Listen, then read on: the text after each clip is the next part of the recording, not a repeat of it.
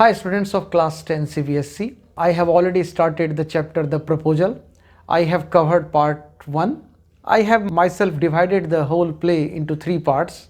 I have given you the summary of part 1 and now here I am with part 2. In part 1 you saw that Lomov proposes to Natalia for marriage, but Natalia is not present. Actually he wants to know the mind of Natalia on this issue. He has informed her father that he has decided to propose to her and her father is so happy. But when he raises this question whether she would agree to this or not, Chavukov says, why not? She is mad after this. She is deep in love with you. Okay? And she will readily agree to the marriage proposal extended by Lomov. Now Natalia comes and she is apologetic. She is very conscious of her dress because she is wearing very casual dress, and she offers him lunch which he declines. Then she offers him a cigarette to smoke and she is very hospitable to him. Thereafter their talk converges on the issues of agriculture and how to dry hay kinds of things. As they start talking, then there crops up a dispute between Natalia and Lomov. It is over a piece of land called Oxen Meadows. Oxen Meadows is a plot of land which is between birch woods and burnt marsh. There are 3 pieces of land, one after the other. They are birch woods, Oxen Meadows and burnt marsh. So Oxen Meadows lies between burnt marsh and birch woods. And these 2 persons, I mean Natalia and Lomov, are disputing with each other on this part of land, I mean called Oxen Meadows. And each of them claims this piece of land as his or her own. They start discussing over this one and both lay claim to this land. Lomov says that this land was given to the grandfather of Natalia's father by his aunt's grandmother. According to the arrangement made, it was planned that the peasants of Natalia's father's grandfather would make bricks for her. It happened for 40 years and the peasants started believing that the land belonged to them. Thereafter, the land was returned to. He could not complete the sentence, I mean Lomov. Thereafter what happened? He just wants to say that Oxen Meadow is his.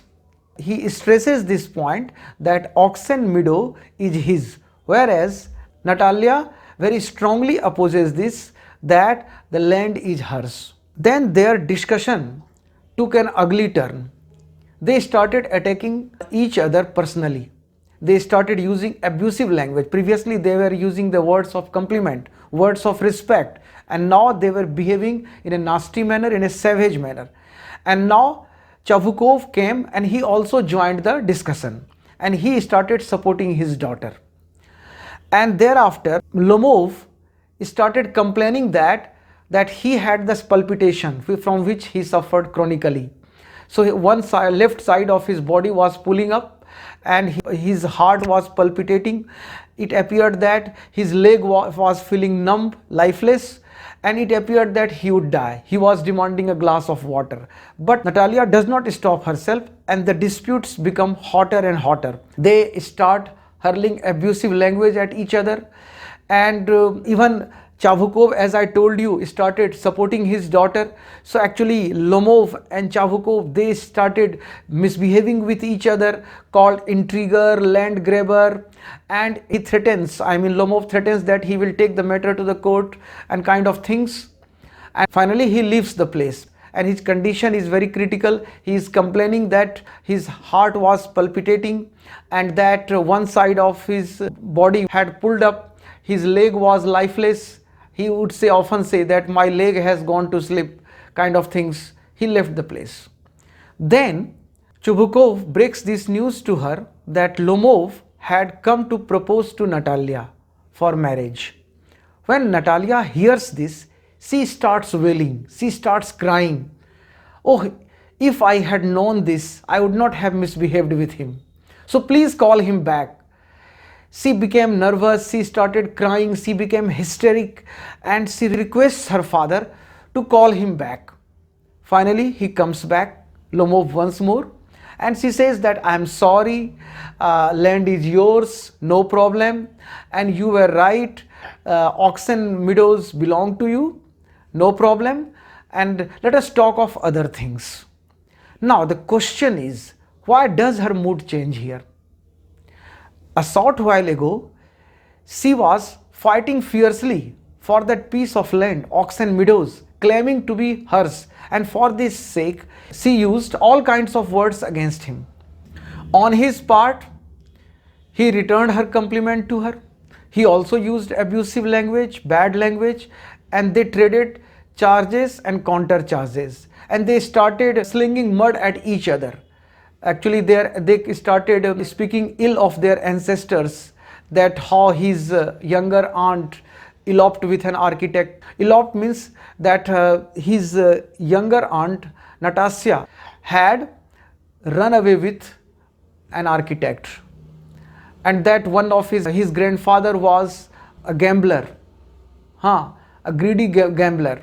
So actually, while they were laying claim to the piece of land, I mean oxen meadows, they did not stop at anything. They used all kinds of words, abusive language at each other. They had no hesitation. But when Natalia comes to know that the man had come to propose to her for marriage, her mind changes and she starts wailing, she starts crying, and she requests her father to bring him back. Why? Because Lomov was rich. Even if he misbehaved with her, even if he used bad words with her, even if he showed himself to be a short-tempered person, even if he showed himself a greedy person, she is ready to marry him. Why? Because he is rich. This means to her, the man may be bad, the man may be mad, the man may be short-tempered, but if he is rich, he will make a very good husband for her. So this is economic marriage, and how greedy the people are. Okay? She forgives him everything. She even surrenders her claim on the land. She is apologetic, and she begs forgiveness from him. Why this U-turn on her part? This means that she wanted wealth. She was only thinking of economic benefits which will come to her after this marriage. Students, I have completed part 2. Write in the comment section and subscribe to my channel. Have a wonderful day.